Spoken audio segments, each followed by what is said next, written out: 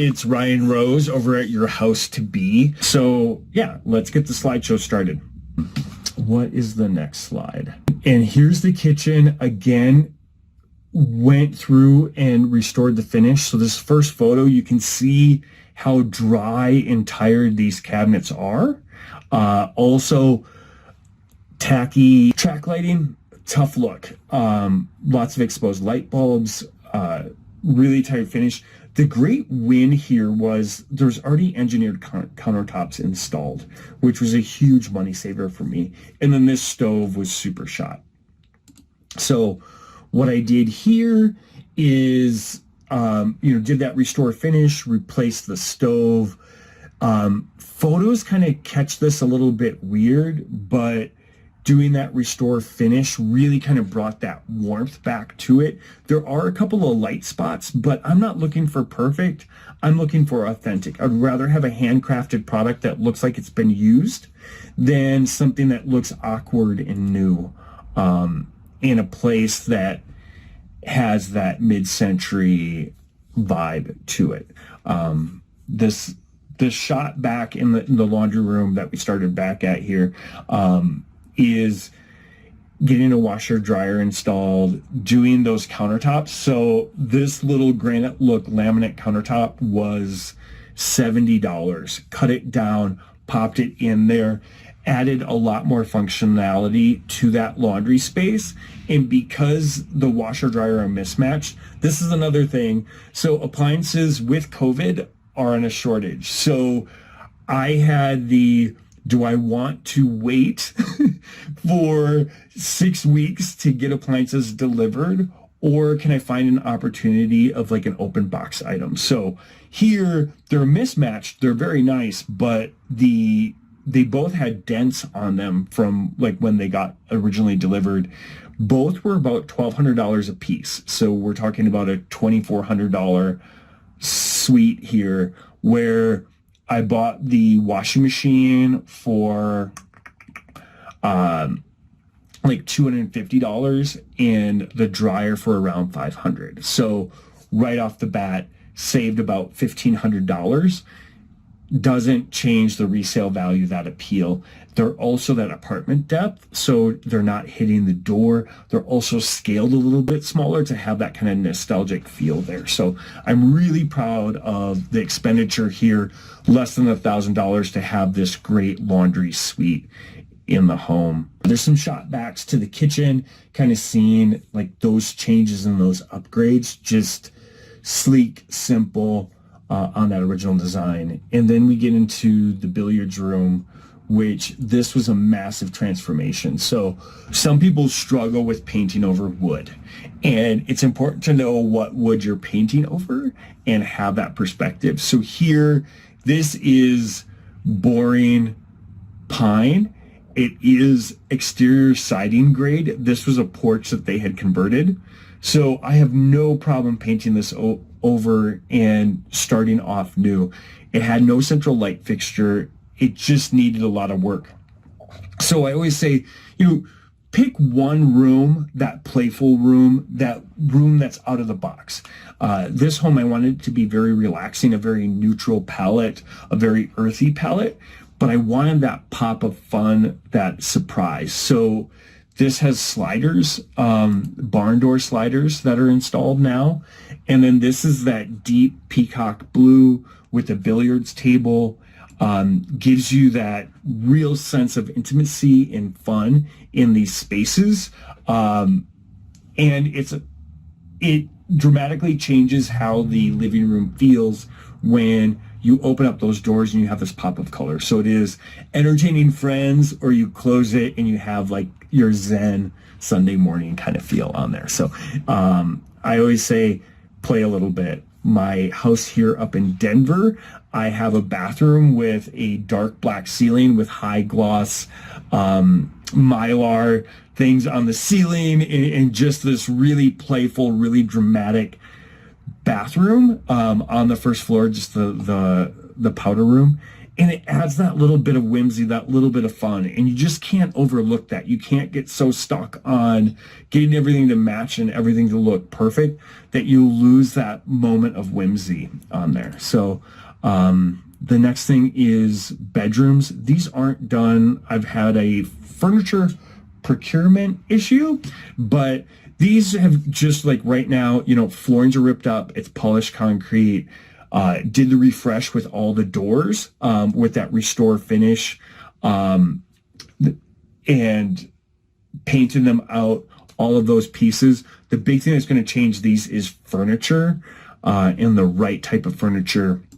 The room here with the 2 twin beds, also, looking at the used furniture market instead of, having that environmental impact of always buying things new.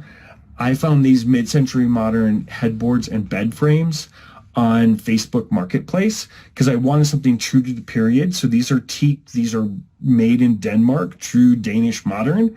I got them for $20 for the set with the frames, which is phenomenal.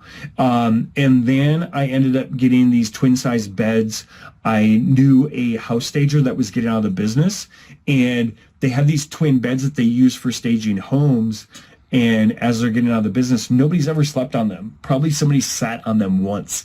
And they were just selling them off for, I think I got them for $60 for the pair. So in this room, 2 beds, 2 frames, 2 headboards for less than $100 is phenomenal. So know your resources and know, like, in the used furniture market, you're actually reducing that demand for the environmental impact, and you're also supporting things that are crafted very, very well on there. And even if the finish wasn't good, sometimes those lines, just going through and getting a $10 can of high gloss Rust-Oleum and repainting a piece of furniture brings it back to life. And it's better quality than like flat pack furniture or these that are off gassing with all these glues and all this stuff in the new furniture market on that piece on there. So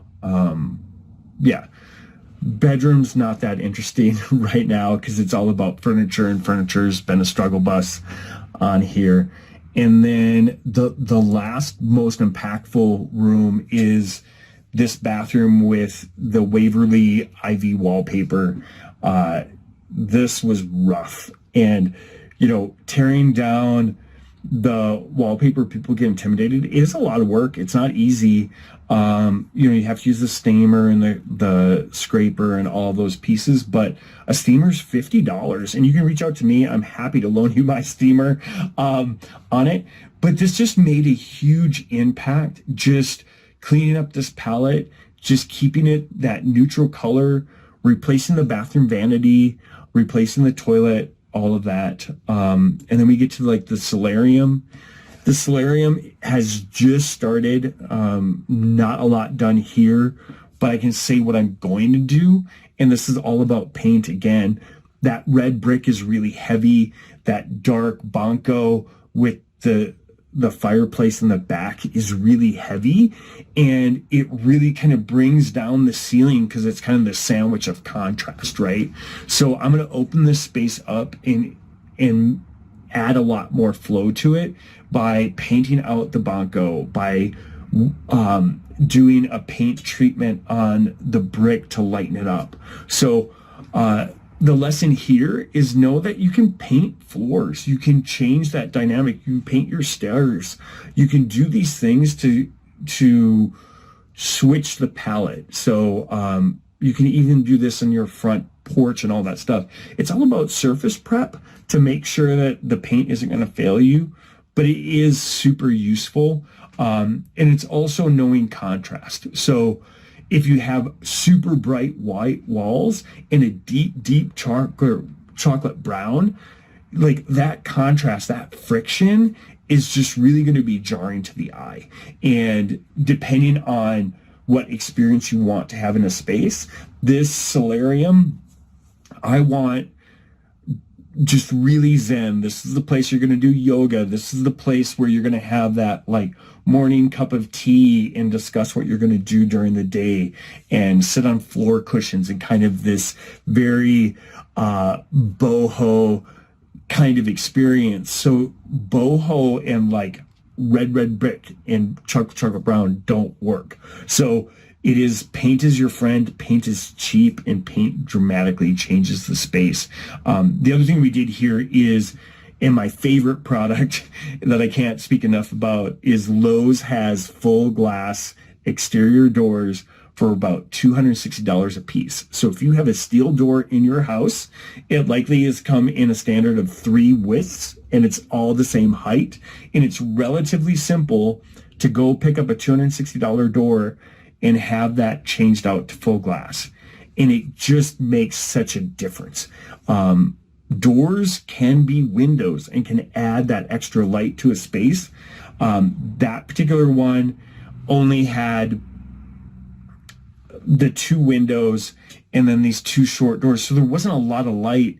And then it has the skylights that are opaque, and it's just not this light flowy space. So anyways, kind of went through, started out with like the cost of things and the return, but this is just kind of walking you through some of those projects and some of that perspective of kind of figuring out your color palette, the experience you want to have people experience when they're in the space, not getting stuck up on what's perfect, using, Facebook Marketplace and Craigslist and antique stores and all this stuff to get high quality products for a much cheaper price than new items made with toxic glues that are going to off gas and make you sad.